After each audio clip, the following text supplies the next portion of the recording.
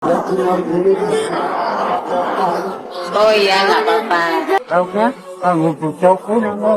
Pilu, kakek 82 tahun ini tukar dagangan sapu lidinya dengan sebungkus nasi, sisakan lauk untuk istrinya yang sakit di rumah. Tengah beredar video yang memperlihatkan kisah pilu seorang kakek penjual sapu lidi viral di media sosial. Kisah kakek itu viral usai videonya diunggah oleh akun @gerakmenebarkebaikan. Kakek penjual sapu lidi berusia 82 tahun itu diketahui bernama kakek Sugiono. Dalam video tersebut, awalnya sang kakek mendatangi sebuah warung nasi di pinggir jalan. Nampak saat datang, wajah kakek tersebut tampak pucat dan tubuhnya gemetar. Kakek tersebut mengatakan kepada ibu penjual nasi untuk menukarkan sapu lidi yang ia bawa dengan sebungkus nasi.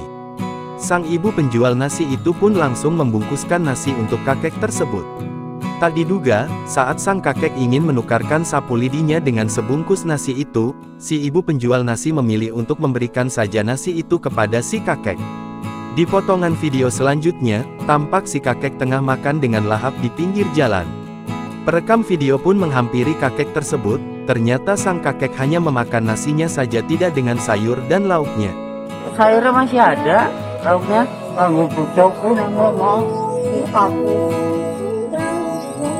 Kakek itu mengatakan cukup makan nasinya saja, sisanya untuk diberikan kepada istrinya yang sedang sakit-sakitan di rumah.